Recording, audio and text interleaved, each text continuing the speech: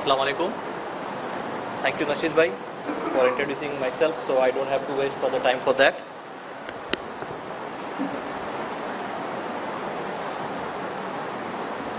First of all, I would like to thank you to the entire AMP team for giving me an opportunity to be a part of this national convention, and also we all are feeling proud to be a part of it.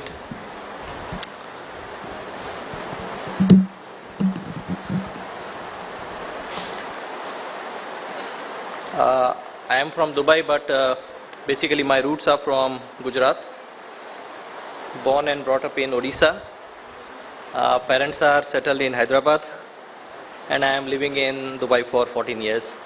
So sometimes it's very difficult to say from where I belongs to. Well, this session is on Community Development 2.0. And what is the meaning about what is Community Development 2.0?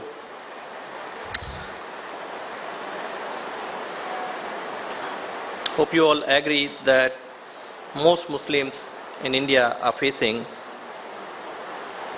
huge challenge of preserving their identity in liberal democratic society. There are two ways. One way, there is a huge number of IT skilled engineers, qualified professionals are getting huge opportunities within India, grabbing the opportunities within the corporate sectors. And in the other hand, there are some non-skilled, semi-skilled people who are not finding the right opportunities and flocking towards going to the Middle East countries in Gulf, ending up in some odd jobs. I have seen, I am living there for more than 14 years now, going to be 14 years. So that's the two sides of the life, what we see in the current culture. Conditions of Muslims are improving day by day, that we must agree. There are more number of children are going to schools than ever before. Women are increasingly taking up the higher education and also taking up jobs. How the Muslim community will look in 2030? How does it take the leap to become most dynamic and successful community in India in terms of advanced education, social progressiveness, cultural vibrancy, politically influenced, and economically dynamic? Focus on STEM. STEM curriculum, which stands for science, technology, engineering, and mathematics, in an interdisciplinary and applied approach.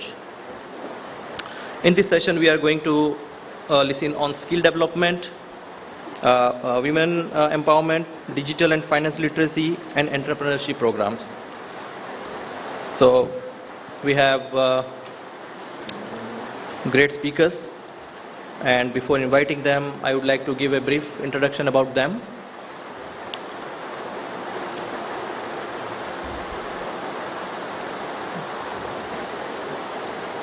Ms.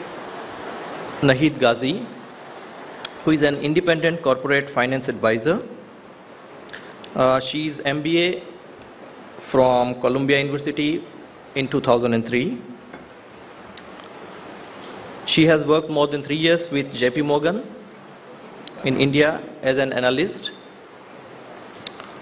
and then she moved to Singapore to Deutsche Bank, and she was taking care of the Southern Asian market.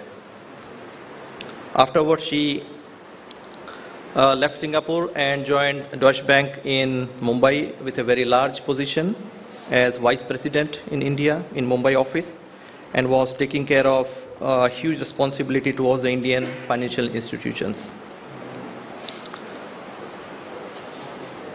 She has 12 years of experience in corporate marketing. Please call them on dice and then make it a little short. Yeah. She has 12 years of experience in corporate finance and investment banking, but now she is practicing independently as an advisor, financial advisor.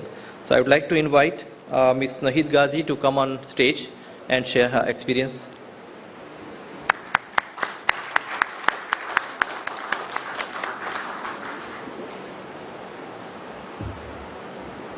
Our next speaker is going to be Mr. Osama Manzar.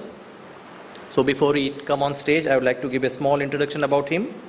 He is the founder of Digital Empowerment Foundation. Wow, that's a big sentence for him.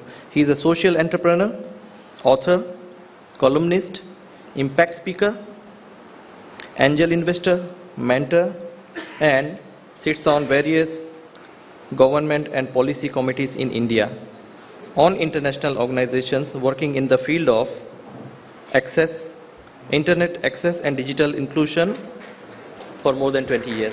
Please. I'm going to eat too much.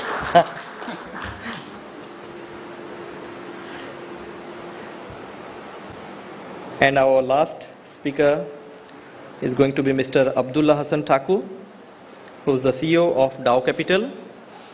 I'd like to give a small introduction again.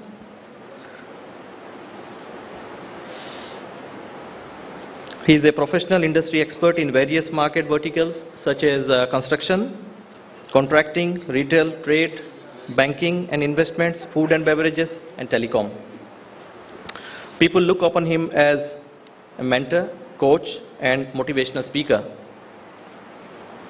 He has reached this position after a big phase of life, after spending several years working for Fortune 500 technology company as a director in the Middle East and Africa.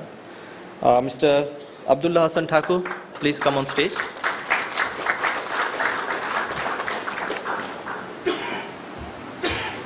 Please. Salam.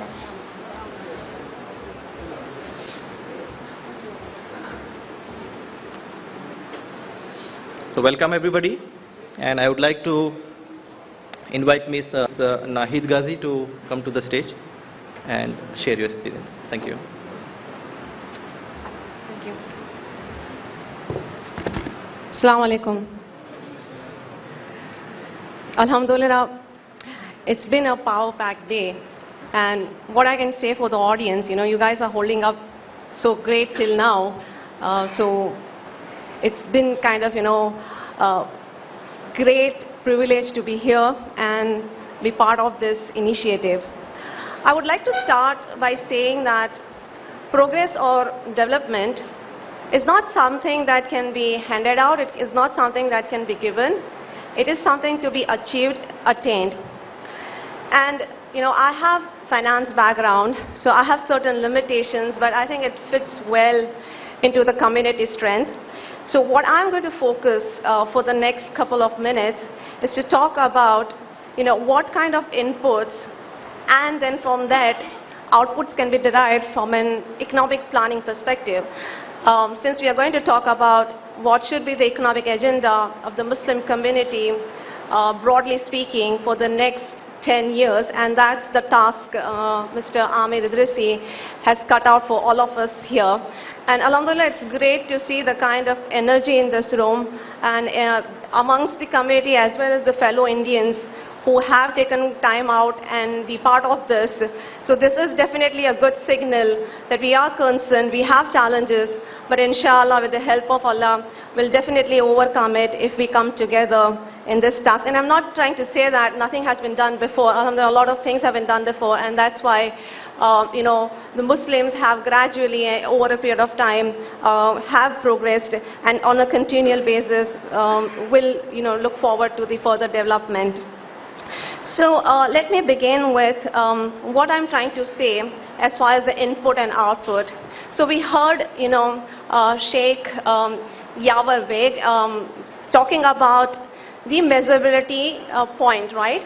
And if I may have to say this, I think the economic cost of being data blind for almost 30 years since economic liberalization has taken place, it's a heavy price that we have already paid, and if we don't do anything about it, then the coming generations will have to pay a much higher price for it. And what I mean by economic profiling is to say that, okay, if we have a population which is as large as 200 millions, right, which is equivalent to an economic size of Indonesia, then imagine if we have done the economic profiling of this community in the right manner, what a force we can become. So it's not just in the interest of Muslims, right? It's in the interest of governments, it's in the interest of corporations, the business community at large, and certainly individuals like us to have a better kind of, bargaining, if I have to say, and as well as, have a voice in terms of what our needs are. And then definitely after knowing and recognizing the needs, gaps, etc., which only can be done if we have the correct data available with us, the schemes can be developed, the energy that we see in this room can be channelized in the right direction, and the desired output that we want can be achieved. A very similar point to this could also be, which was talked about, measurability. So how have we done so far? I mean, how can we say that? Say for instance, although Sheikh had a point saying that GDP is not a good indicator, but even if I have to talk about, say, personal per capita income. So if today per capita income of average Indian household is much below the national average, now if we are taking this task that, okay, economic welfare of the Indian community, Indian Muslim community has to go in a linear tangent, then how do we know this, whether we will be there in 10 years time or not? So whether our income levels have grown in line with the nation's average or higher or below, how far we have done in terms of the objectives that we set for ourselves today vis-a-vis 10 years of time. I think that we will only get to know if we have that data bank available with us. And I mean, it may look like a very daunting task today, but honestly speaking, look at the people in this room, look at the individuals in this room. We have, economic advisors here, we have policy researchers here, we have, people who are passionate about social. We have students, we have teachers, we have data analysts, we have financial analysts, and we have most of the kind of capabilities that we require to build a data bank that exists right in here in this room. All we need to do is have a policy framework kind of design, and then identify and scope out the work which will be taken up by the individuals or the organizations who have this required capabilities to work on that. So that was my first point. Now I'm going to move on to the second point, which is about, we have heard much that, okay, there isn't much resources available to kind of, support the Muslim businesses. I think, if you look at the broader business community, there are two distinct issues out there. One is we don't have many Muslim businesses which can be, looked up as role models. Okay, so when I say role models, in terms of governance, in terms of transparency, in terms of doing, making, kind of raising the bar, in terms of the business ethics. We don't have those set of business organizations which are led or which are founded by Muslim organizations. They may be there, but the visibility around that is very, very limited today. So first point was that. Second point is about the capital, the resources. I would not just limit it to the capital. What I mean by resources is funding is one element, but there is also something to do with mentoring, networking, creating a platform where many small and mid-sized businesses who actually do not have, those kind of abilities today, if the large established Muslim organizations, corporates, I mean to say, can come together and co-create. So I'm trying to use this word co-create here. So what I mean by co-creating is that you look around what's happening in the world around you, right? And you will find so many different examples in the ways, the co-collaboration is happening. And one point I want to definitely tell Mr. Amir Idrisi is that in his tagline, he says a decade of empowerment and progress. He needs to, inshallah, add integration, because I think in the earlier session, somebody talked about, I forget the name, but you did talk about disconnected, with disadvantaged communities are disconnected ones. So we definitely need to add the word integration over here, because it's not about us existing in silos. We have to work within the systems. We have to build solutions which are innovative, which fit within the current legal framework and able to address the kind of needs of the community at large, okay, which are valuable. So just to kind of sum it up, I would say if you're talking about the resources requirement, then the Muslim businesses who can take a lead on this can either set up an incubator model, where young Muslim businesses which have brilliant economically viable ideas, they can be built in that incubator model. Second is, we see a lot of time, you talk about a lot of time, there is this venture capital or private equity funds. Now in Muslims businesses, we don't have any such platform where people can go and raise small amount of equities from such fund houses.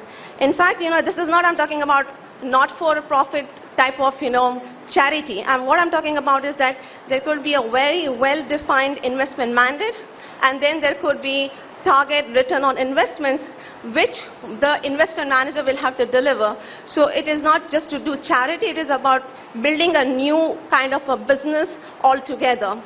The third thing is, of course, philanthropy. Philanthropy is so integral to us, to all of us. We all are paying zakat, alhamdulillah.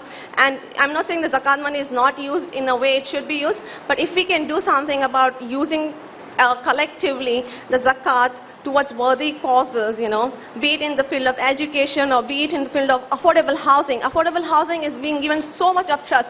So look around for the ideas, look around what's happening, capitalize on that. Even the government schemes, how many of us are aware of what kind of government schemes are available for the minority communities? Do we actually go out, look for those schemes? Do we really, if we have reached out and if it has not reached the target audience, do we even raise a voice about it? We don't raise the voice in the manner it should be raised, in the right way it should be raised. So that's probably, I think, what 2 cents of mine I wanted to share with this audience.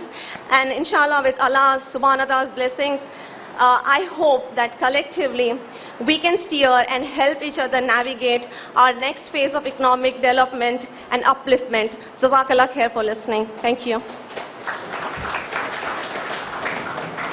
Thank you very much, ma'am, for sharing your valuable feedback. And we listen to all these great ideas from you, especially on the incubator facilities. And also the another thing could be the startups, the companies. This is very important these days, because people are thinking more and more about a product, a technology, a setup. But when we talk about startups based on the fintech, this is what the next trend is. Thank you very much. Our next speaker, Mr. Osama Manza, I would like to invite him to come to the mic and give his valuable feedback, please.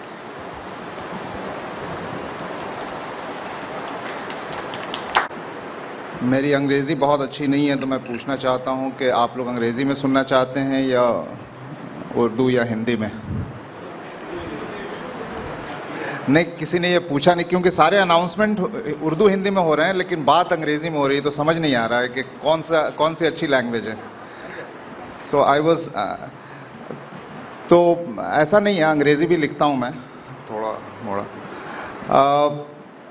नहीं, वाकई बताइए, आप हिंदी में सुनना चाहेंगे, उर्दू में सुनना चाहेंगे? जो मुझे पसंद आ जाए, तो मैं मिक्स करके बोलता हूं. Listen, I wanted to really talk to you, and I want Amir to, request that I will take 15 minutes, if that is acceptable. I came here because I never get a chance to talk to such big gathering of a single community in one place, and I don't work for one community. I work for inclusive of all community. So I was really keen that I talk to you, and the topic is community development. I want to take community development and divide it into community. I want to separate it out because that I think is natural. I want to talk about development 2.0. कि आज के ज़माने में development जो है उसकी क्या new होनी चाहिए, और थोड़ा मैं एग्जांपल देना चाहता हूं, क्योंकि मेरे पास एक, I don't speak anything in assumption. I always talk everything which I have done or which we have done, and with a real example. I don't believe in giving bhashan. So whatever you are hearing, it's absolutely an example that has been experimented in my life. So I want to give you an example of a life where I was involved in terms of development 2.0 as an individual. You know, we all abuse colleges and schools, but we keep going there. So I want to tell you that I took 8 years to graduate, and I cheated to graduate, because there was no other way I could have graduated. I graduated from AMU. AMU is a great university. There is no blame to AMU. It's all blame to me. But the factory system of education was not suited to me, perhaps. And I passed out with 49.6%. I don't have honors. And it was physics that I took 8 years to graduate. I did my journalism, and I took 4 years to get a first job. And I lived 4 years in slums in Delhi without money. And I told my father that I don't want your money, because he always used to send very heavy letters with money. So the letters were very, very heavy, almost Persian abusive language, you know. So you won't understand, but तुम्हारे जैसा जलील रजील इंसान मैंने नहीं देखा, और ऐसी औलाद से तो बेहतर है कि इंसान बेऔलाद होता. Those kind of things. So, you know, I told that कि जलील होने से अच्छा कम से कम पैसे न लें. So, and then I also, you know, had a friend whom I married, which did not belong to my religion, and ultimately I married. So life was very difficult for 4 years. But none of those time in 4 years I felt that I was discriminated, or I was eligible and nobody gave me a job. But I really wanted to do journalism. So, and I feel that those 4 years was the greatest period of my life, because I experimented everything in my life, including, you know, living in a very difficult time, but experimenting with all the truth of life. And the reason I'm telling you is this, because, you know, it's important to try this out if you really want to, you know, do something called development. And when I joined as a journalist, I joined in an IT magazine. So when I do digital, people tell me that I'm a computer scientist. To tell you the fact that when I first time joined as an IT journalist in a magazine, I knew only 2 words: software and hardware. You know, hardware which we can touch, and the software you can't touch. And, you know, and then in about 2.5 years, I headed the internet division of Hindustan Times, which became hindustantimes.com. And then I ran a software company for 4 years and sold off. And then started DEF, Digital Empowerment Foundation, which is an organization which is about 300 people, and we work in about hundreds of villages. And then I was, you know, we were born with 2 children. We never sent them to school. They are 19 and 15 today. And they have never faced an exam in their life. And they do what they do. But they do go to an institution, but they go to an institution where exams is not necessary, and you can study what you want to study. They both travel for, you know, 5,000 to 10,000 kilometers every year. The elder one drives it, we all go with him. We just drove from East Coast to West Coast, traveling the entire coast. So I'm just telling you that, you know, experiment is very important. And when you say, and I think we are learning much better than many other people. What are the learnings that we have got? And this is development 2.0 at an individual level, that we have practiced 2-3 things. One is that trust everybody till you are proven otherwise. So we really trust everybody whom we work, whom we meet, till they prove that it's not worth it. We don't start with a shak ke gunjaish pe hum start nahi karte apne relationship. And the second thing we learned is that have a relationship or a life of giving and not taking. 99% of the people who live on earth, I have seen that they are only taking either certificate or degree or shohrat or paisa or salary or bheed ya admiration or something like that. But it's very difficult, and they say that after retirement we got a calling and now we want to give. Suddenly, you know, पता नहीं जब जवान थे तो calling क्यों नहीं आ रही थी? Calling तो तब भी आ रही थी, लेकिन तब वो स्कूल ही दिख रहा था, IIM दिख रहा था, पैसे दिख रहे थे, पोस्ट दिख रहे थे, सारी वो चीजें दिख रही थी जो दुनिया जिसको बोल रही थी, लेकिन अंदर की आवाज कुछ और थी, लेकिन जिसको सुना नहीं हमने. तो मैं ये कहना चाहता हूं कि अंदर की आवाज जो है वो डेवलपमेंट की आवाज है. वो देने की आवाज है और लेने की आवाज नहीं है, और उसको आप अगर फॉलो करेंगे you will have a better professional life as well as successful life. And देना is circular. When you give it comes back to you. When you take, you submit and you save. It doesn't circulate. And it's an accountancy policy that the things that doesn't circulate, सड़ जाता है वो. तो ये देने से घूम के वो आपके पास भी आएगा, चाहे वो कुछ भी हो. तो ये मैं अपने ह्यूमन लेवल पे एक I just wanted to share. The second thing on the development 2.0, what we do at DEF, which is an organization, is that what we realize is that we are a society of information society, knowledge society, connected society. That's what we feel, and that's what has been fed to us. When we say that it's an information society, we are creating information all the time, we are consuming information all the time, we are believing that all are connected, everybody is connected. But I just want to give you a very, very horrible figure that 95% of Indian women in rural India are unconnected. 80% of Indian citizens are unconnected.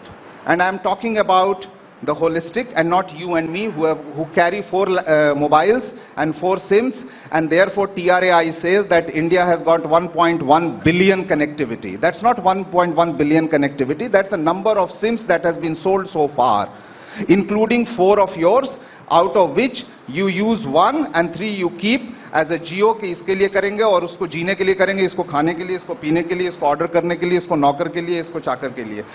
Calcutta has got 400% mobile penetration, but the villages of West Bengal has got less than 25%.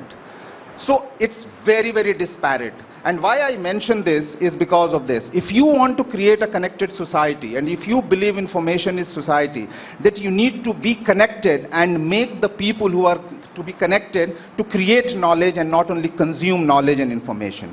And what Arun was actually talking about it is that bottom of the pyramid is those who are unconnected has got the maximum knowledge and wisdom, and they are not contributing into the system of information and knowledge, and those who are connected, who are contributing into the information and knowledge, are making you consumer of information of knowledge. And therefore, India being an extremely ancient society, it is extremely important that the Indian society create more and more knowledge and wisdom. You all, and among the unconnected society, you will find that most of the people who are living in rural India, who have got the highest knowledge, are not creating society, not creating knowledge. And therefore, ultimately, we are treating them as a consumer. हम उनको connect भी करना चाहते हैं, तो use करने के लिए connect करना चाहते हैं, उनसे use लेने के लिए नहीं connect करना चाहते हैं.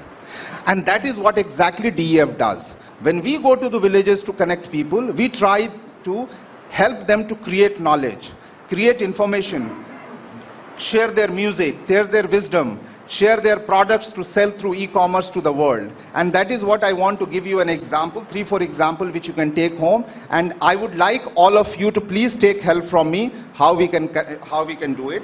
We work in clusters. You all know that India lives in clusters. India की जब भी इकोनॉमिक हालत वर्ल्ड की खराब होती है, तो इंडिया की MSME जो है ना, माइक्रो एंटरप्राइज सेक्टर, उसको सेव करती है. ये रिवाज रहा है इंडिया का, क्योंकि असल बिजनेस वहीं पे होता है, वो स्टॉक में नहीं होता. स्टॉक वाले अखबार में छपते हैं, लेकिन असल में बिजनेस वो करते हैं जो इनफॉर्मल सेक्टर है, क्लस्टर्स हैं. इंडिया के पास 2000 क्लस्टर्स हैं, about 2000 clusters, out of which 545 are handloom clusters. They create more than 2 lakh jobs, and about 100 crore, 1 lakh crore business they create, but 99% of them are not connected. All their products they make, किसके लिए बनाते हैं वो? उनके लिए जो उनसे दूर रहते हैं, who can buy through e-commerce, who can actually contribute through economy by buying from them. So we work with such 10 clusters, we have connected them. The weavers have become digital designers, they upload content on the web, they sell their products online. Barabanki है, चंदेरी है, कांचीपुरम है, ऐसे 10 clusters में हम काम करते हैं. And I am sure many of you would have opportunity who come in different parts of the country, that you look for a cluster around you. You know small businesses who want to do business. How can you do business if you're not online? You know, because that's the new house. That's the development 2.0 house. That's your new address. If you are not connected, if you don't have an address, how can you do business? MSME जो है 26 lakh MSME है India में, 70, 80, 90% तक connected नहीं है और उनकी websites नहीं है। 3 मिलियन NGOs हैं इंडिया में, most of them are unconnected and they don't have a website. We built 6,000 NGOs website in the last 7 years. And you know, our rate of developing a website is from 5,000 to free to 15,000 to 10,000, and we standardize it in such a way that you just pay that amount, we will build it, we'll build your content, we'll give you a domain, we will host it, and we'll manage everything. So many of you who are connected, who know, who would like to take this help, please come forward and we will be very happy to do it. What I would like to leave a message with is, wherever you are, think how you can get connected, because the cyber media or the cyber world and the world of connectivity is being taken over by bad information, wrong information, and overpowering information by those who can dominate it. It's extremely important that you all get connected, and the most of the people get connected whose voice comes online. And therefore, you all need to help, because you may all be connected, but people around you may not be connected. Your businesses around you may not be connected. So that's where Development 2.0 has to go. Thank you.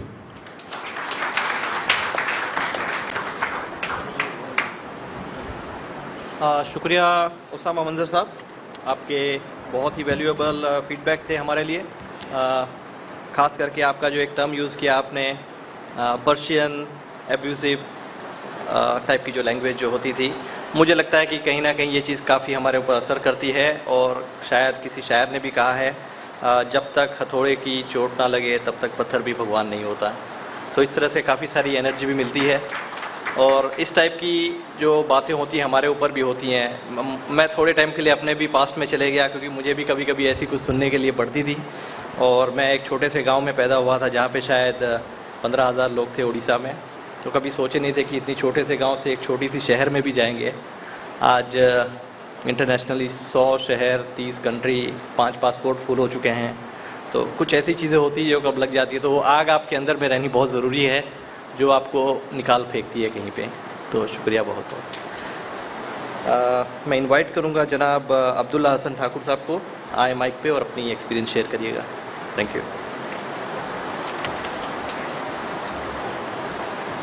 Assalamu alaikum wa rahmatullah. I'm a little low on confidence, so I need you all to help me. Can you help me? No, I don't want you to clap. I'm going to say takbir, you say Allahu Akbar. Takbir. Takbir. Takbir. Alhamdulillah, even I'm awake now. Jazakallah khair. Thank you very much. I'll start with a little reference to a lady who was sitting here and she had asked a question to one of the speakers. If you remember, she said about that 15-second thing. All right? Now imagine if she is applying for a job to me. All right? Who's important, me or her? Who's important? She's important, right? She's supposed to be my human capital asset. Imagine, I give my human capital asset 15 seconds, 2 minutes. Seriously? Seriously? In fact, when I interview people, you know what's the first question I ask them? It's a very difficult question, but I always ask it. And it is, which is the last biryani you ate? So they stare at me. And they start looking. And they don't know what to say. I said, no, seriously, tell me which is the last biryani you ate, because it's important for me to know that. Because this is how important it is to give somebody 15 seconds or 2 minutes. Respect the people in front of you. Their talent cannot be known in 2 minutes. They might change the course of success of your company.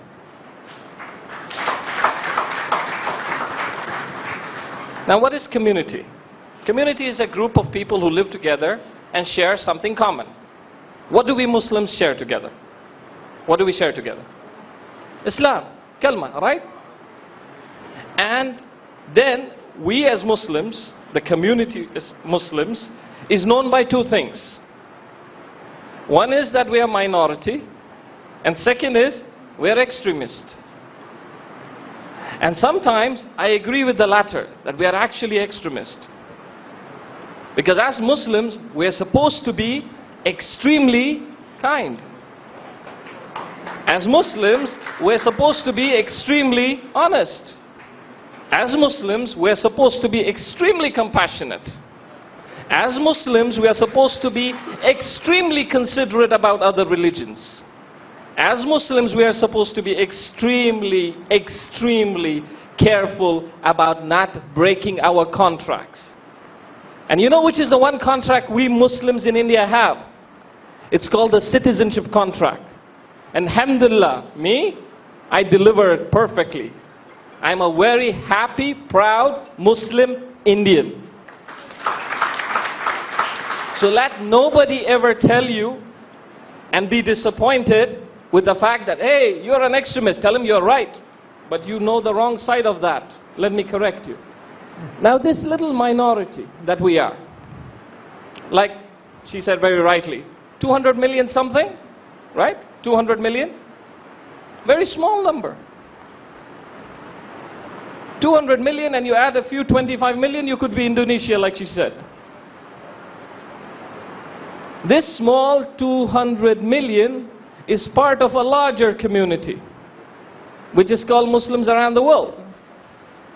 1.9 billion. 1.9 billion. We're part of that and we're still a minority? Are we? So what's India's population, by the way? 1.2 million? Billion? So is 1.9 bigger or 1.2? 1.9, right? So you, my dear brothers and sisters, and me are part of a very big minority. Now, is that something to be proud of? Yes. But unless you do something in life that makes tangible sense, your life has just been there. Now, you have to know that for you to contribute, you need a vision and you need a mission and all of that, right? Every time my kids want to buy a book, I tell them why. So my daughter wanted to buy this book of Steve Jobs. And I told her, what, you're going to launch Apple? She said, no, Dad, I need to know his success story. So I told her, you know, what is this? She said, what is this? I said, isn't this a fingerprint? She said, yes. So I told her, does your mother have the same fingerprint? She said, no. I said, do I have it? I'm your dad. She said, no. I said, does your sister or your brother have it? No. Now if Allah has made you unique, why are you busy reading other people's success stories? Make your own. Why are you reading other people's success stories? I admire what Mr. Arun said about equality. Every person in this world, Muslim and otherwise, deserves equal right to education. Equal right to the right professors, the right teachers, and the right environment. And just because I have money, my son should not have privileges to a good teacher.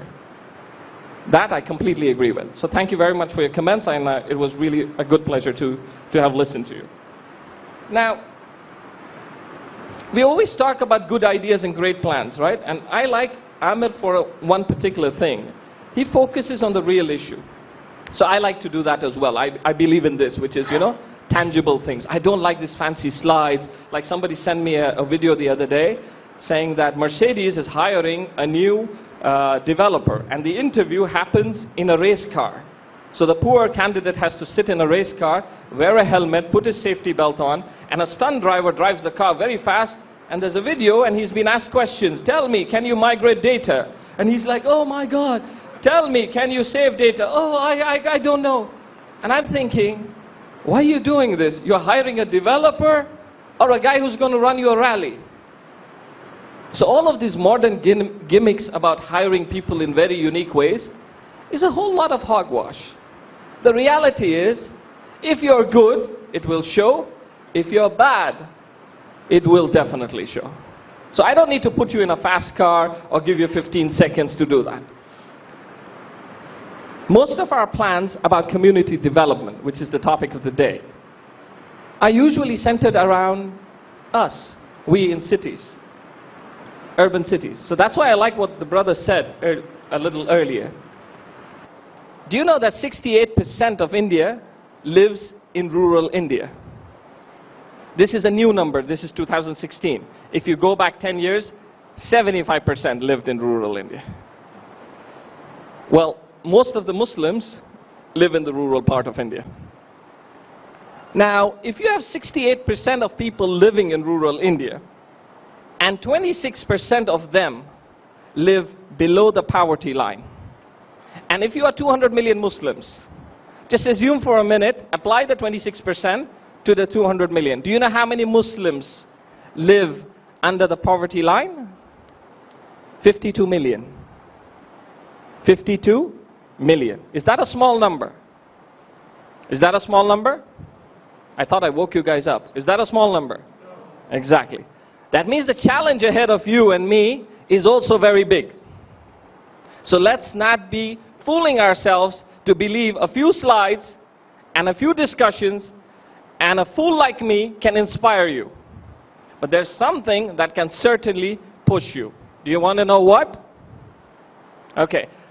Does anybody believe here that if you did something good for another Muslim, Allah will save you from something bad? Does everybody believe in that? You sure? Well, then you have good news. AMP is doing all of this to invite you to do good. And that good will inshallah take me and you to Jannah. So be clear when you are sitting here that this is your moment when an angel is going to record what you're doing here. Be sure that Allah will judge your intention, nobody else. Be sure that when you give a penny, it will be returned in reward and full. So, what do you think we can do for 52 million Muslims living in rural India? Welcome to Blue Jeans. There are several different things I was thinking, but I thought, let's first start To connect to the easy meeting part. using your remote control, please Do you know enter that the most meeting Muslims ID, followed by pound do not join or the hash armed sign. forces because they do not know how to fill the form. You know what's the requirement to join the armed forces? 10th and 12th. Most Muslims finish that, right? Right in their villages. So what if an organization like AMP has a very systematic campaign to help these Muslims register for the armed forces? Number one,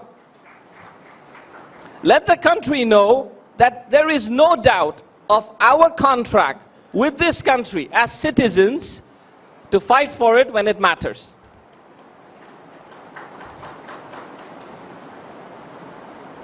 Now, besides that, what can you do? Well, you know, the one thing we always talk about is charity. Every time, charity. You're collecting money? Yes, I'm collecting money. For who? The poor Muslims. Well, charity is not for somebody who doesn't need it.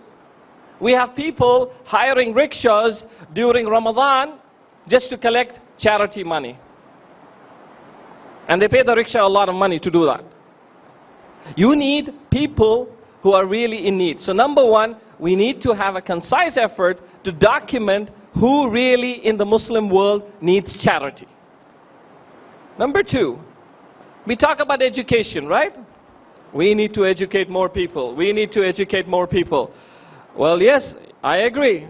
And we give them a degree, and then we send them to a line. That line is called unemployment.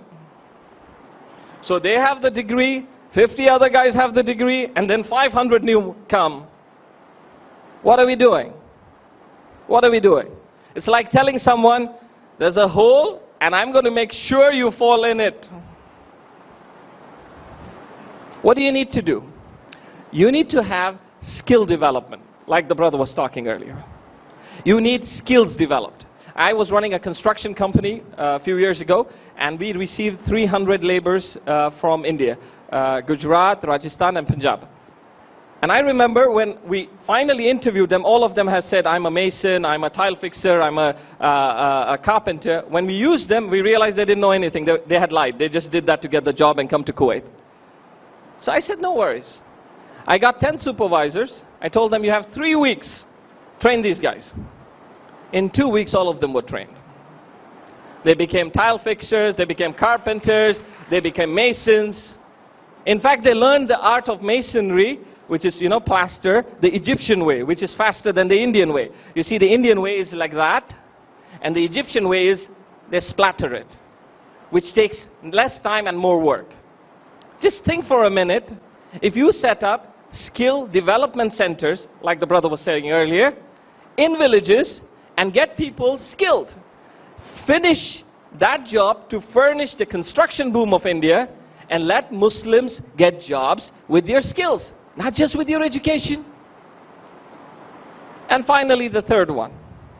What can we do? You remember that part where I said there is a pathway to Jannah, inshallah? How many of you would be interested to seek Allah's pleasure? Alhamdulillah, everybody. And if I said that pleasure can be sought by contributing to a fund that will set up all of this and start a small-scale industry in the villages, which will give jobs to men and women in villages, which is what he was talking about. He was talking about the clusters. The largest network of distribution any country ever has is in this country. And we are not developing an industrial cycle for it. What if we did? What if we did that? What if we created small-scale industry to build chappals, to build, produce shirts, pants, whatever, and give those people in the villages jobs, while you as investors will get return on investment as well as ajr, inshallah, from Allah? Isn't that a good deal? Isn't that a good deal? You have to know that if you have to do something, first think of the end game, then think about what you need to start. I run a lot of companies, and I'm not going to tell you all of that, but I'll tell you one thing. When I started my career, I was selling vacuum cleaners here in Mumbai. And they taught me everything. You knock on the door, say, hello, I'm from so-and-so, this is a new vacuum cleaner, you can do this and you can do that. For 4 weeks, I tried it. Not a single sales. In fact, I became a joke in the office. So they would write my name and they say, Abdullah, how many did you sell? Nothing. So 0. Second week, 0. Third week, the girls in the office started to make fun of me. They said, sir, can you put 0 with lilies in it? Next week, 0 with roses in it, until they ran out of flowers. So then they shifted to vegetables. So I was very upset. So one day, after 4 weeks, I decided that if I don't sell this week, I'm leaving. Just to tell you how real life is, okay? All your training and everything, God bless you, but listen to reality. So I was very tired, 3 in the afternoon, May, and I'm very sweaty. And I knock on a door, and an old Parsi lady opens the door. And you know what I tell her? I don't say, good morning, I'm from so-and-so. I tell her, Auntie, pani milega? And she said, please, come in. What's wrong with you? I said, well, I'm selling this silly product. This is how I introduce my product, silly product. She gave me water. She asked if I can take tea. I said, yes. And she's saying, what are you selling? I said, Auntie, it's some product. She said, no, tell me. I said, you really want to know? I'll tell you what it is. I told her and she bought it. I was surprised because I didn't give her any of my sales pitch. She bought it. She said, you know what? Come with me to the next swing and the next swing, and we will try and sell it. That day, I sold a lot of vacuum cleaners. So next day when I went to office and they were putting a new, I think it was a cucumber or a radish, something in my 0. I said, no, hang on, I sold. They said, you sold 1. I said, no. 2. I said, no. 3. So there was like a debate about how. Then they said, oh, this guy is an Arab. He bought all the vacuum cleaners and now he said he sold. I said, no, I have the invoices. That day I sold 68 vacuum cleaners. And not in one single place did I say everything they taught me in training. I just would go outside, get myself wet with sweat, knock the door, look very tired and say, Auntie, pani milega? And I would make business. So in real life, in the real world, come with real solutions. Don't bring me Hale, Howard, and God knows what. I like stuff like this. Real, true, correct, and everybody can understand it. So inshallah, if you understand what I have suggested, joining the forces, small-scale industry, and skill development center. That's all that I have for you today. Inshallah, may Allah be pleased with all of you for attending. And please support AMP because this is a good cause. Jazakumullah khair. Assalamu alaikum. Very, very valid points. Hope many people are noting down those 3 suggestions.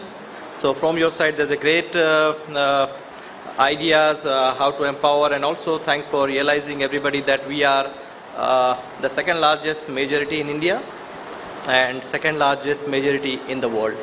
I think the first one who comes are very close, and I think in coming years, I think by 2030, 35, I think we'll be #1 in the world, inshallah. So thank you.